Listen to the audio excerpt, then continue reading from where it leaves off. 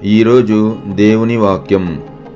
అయితే ఆత్మఫలమేమనగా గలతీయులకు రాసిన పత్రిక 5వ అధ్యాయము 22వ వచనము.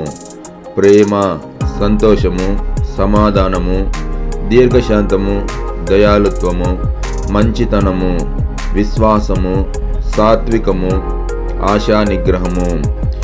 ఈ ఆత్మఫలాలను మనము గనక పాటించినట్లయితే మన కుటుంబంలో సమాధానం ఉంటుంది, సంతోషం ఉంటుంది, దేవుడి ప్రేమ ఉంటుంది. దయచేసి వీటిని మనము అనుసరించినట్లయితే మన కుటుంబం అంతా కలిసి దేవునిలో ఉండగలుగుతాము.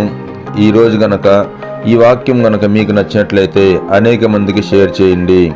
అలాగే దేవుడి మీ కుటుంబాన్ని ఈరోజు బహుగా దీవించి ఆశీర్వదించి ఈ సమాధానాలన్నిటినీ, ఈ ఆత్మఫలాలన్నింటినీ పొందుకునే విధంగా దీవించాలని కోరుకుంటున్నాను.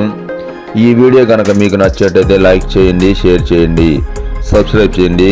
Thank you for watching. Amen.